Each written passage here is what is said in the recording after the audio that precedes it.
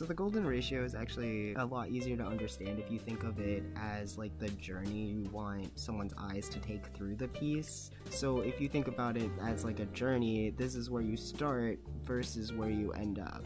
It's kind of like making sure you have less information in one area so that your eye can be led from one spot to the other. You know, you want to have areas of rest in the piece. So if we apply this to this doodle that I did of the new Neopet that released recently, it doesn't look at first like I used the golden ratio in this, right? If you look here, I'll overlay the little goldy ratio over top, and you can see that you can pull it, the eye from the corner of the piece and bring it into that journey down to where the detail in the rest of the face is.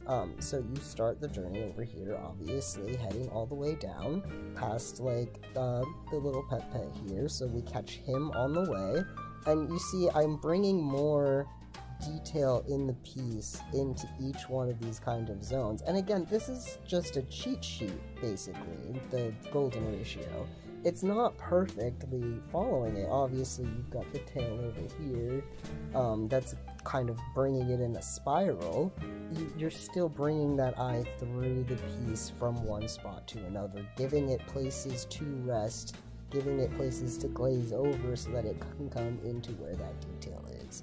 But that's how I had to learn how to think of the golden ratio, is that it's more like a journey that the eye is taking, and you don't want to get too tired at the beginning of the journey. You want to bring at the end of the journey all of the excitement here in that focal point.